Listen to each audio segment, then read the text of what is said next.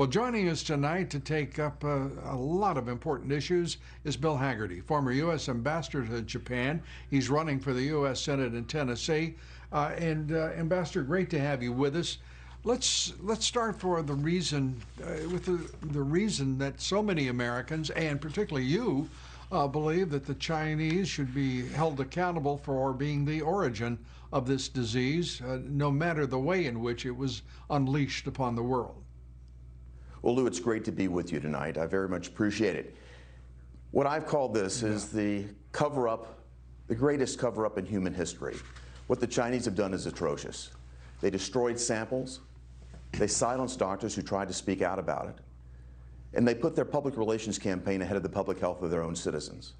And when they lost control of the virus, they even turned on the Chinese propaganda machine, their communist regime's propaganda machine, to suggest that the U.S. government was responsible for this. It's been an enormously costly cover-up, and it's cost now over 94,000 lives worldwide. Just here in America, 16,000 lives have been lost and still counting. Over 17 million jobs and approximately $5 trillion worth of economic damage. Lou, that's why I call this the crime of the century. Well, a lot of people obviously agree with you, certainly that China is the origin of it. As the origin, they haven't even been apologetic, let alone contrite about any part of the role that they played, whether intentional or whether accidental. Indeed. In your best judgment, how much of an impact would transparency on the part of the Chinese, how much of a difference would that have made to what became a worldwide pandemic? It would have made a tremendous difference, Lou, and they had an obligation to be transparent from the outset. They weren't. Make no mistake, China has unleashed this virus on the world. China is responsible for the loss of 17 million U.S. jobs, and China has put the world economy at risk. They're the ones that should be held accountable for this, and I'm very delighted with the results of the Harris poll because the American public see that now.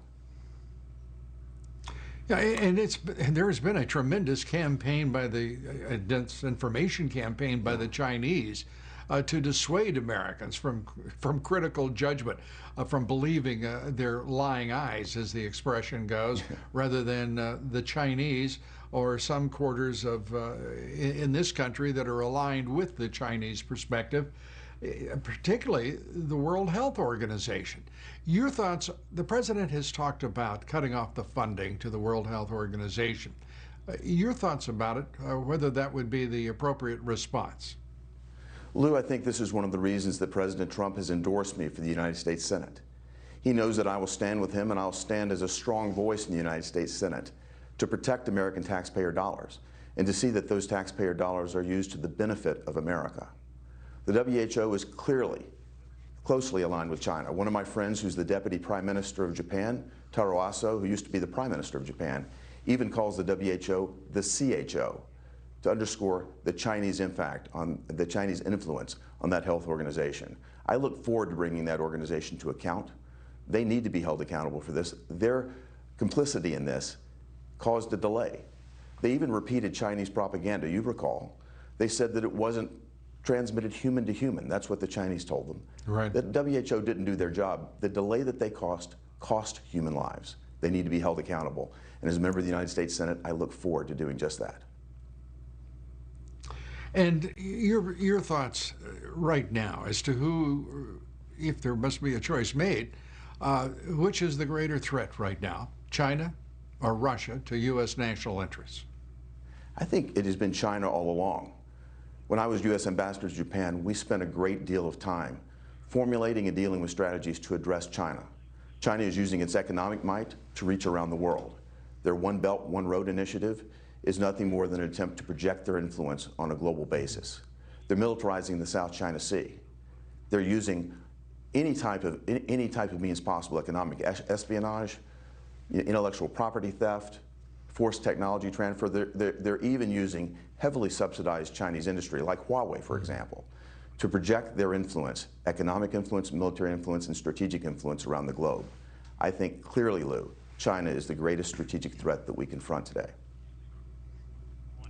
And how troubled are you that the Chamber of Commerce in this country is more aligned with the Chinese than with the Trump administration, the U.S. government, on the issue of trade, on the issue of national security, including Huawei, the Chamber of Commerce, the Business Roundtable, and Wall Street, the greatest, have the greatest alignment with China on all of these critical issues.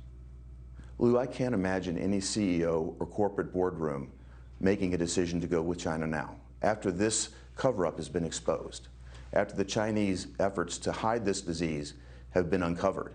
I can't imagine any American company wanting to do business with China. I think what this is going to do is accelerate the movement of supply chain from China back home to the United States. I look forward to that.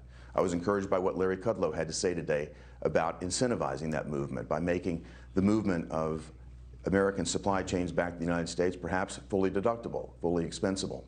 That type of movement, I think, has already begun. The president started this. He began talking about this while he was a candidate. Right after he was elected, he began to deregulate the United States economy, to clear out the red tape, making this a more attractive place to invest again. Right. Then, with the tax reform, we brought our corporate tax rate back down to a level that's more competitive. So supply chains had already begun to move back. I'd like to see that accelerate now. Well, incentivizing them is it seems to me, a solid idea. The Japanese, as you know, have already begun that very same process. Ambassador Bill Haggerty, running for the U.S. Senate in Tennessee, great to have you with us. Thanks so much. Come back. Up next, we're waiting.